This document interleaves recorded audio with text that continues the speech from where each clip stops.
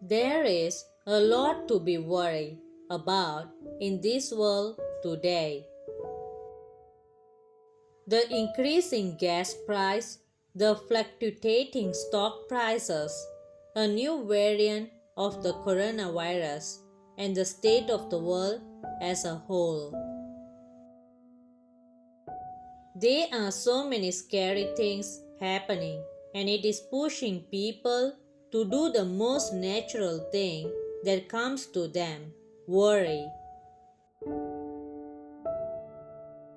It may not even have anything to do with the world.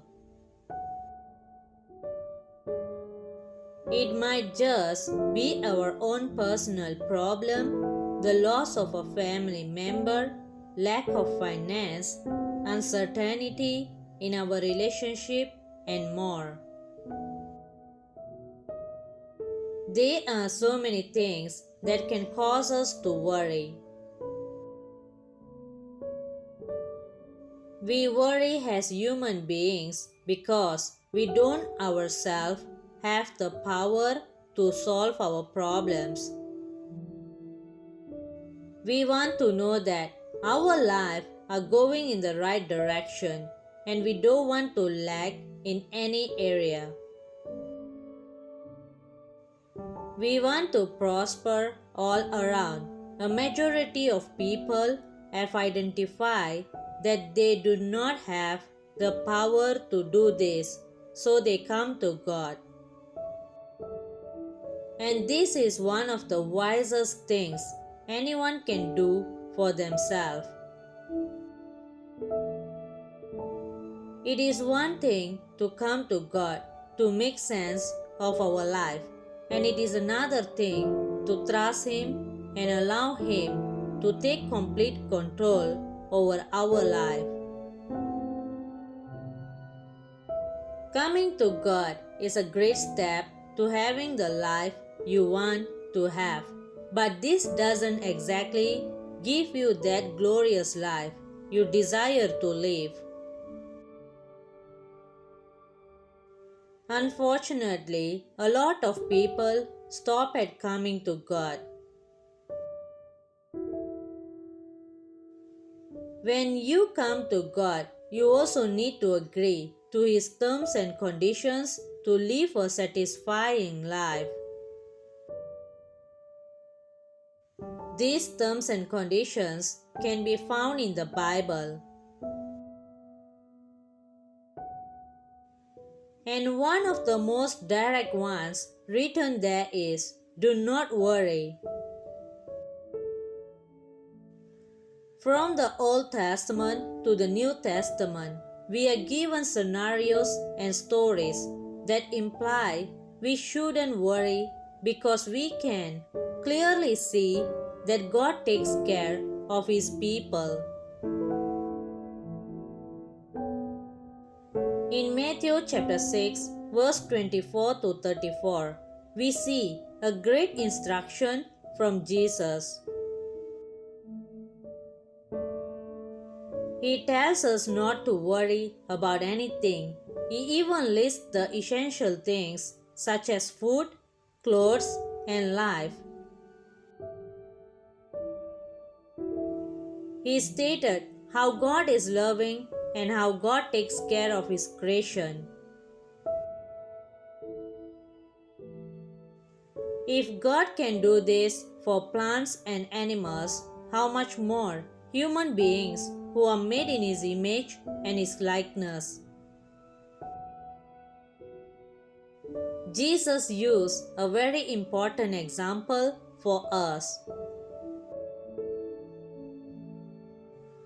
He said we should consider the birds of the air who doesn't sow, and yet they reap. This example is really important because on this earth we are required to work before we eat. But Jesus is saying there is also another kind of provision from God which doesn't require you to do all this. Instead, when you forget worrying and hand over your troubles to Him, He will help you out. When Jesus says don't worry, it doesn't mean just fold your arms, sleep in bed all day, and wait for manna from heaven. You can plan all you want. You can take steps to achieve your goals and dreams that are according to His will.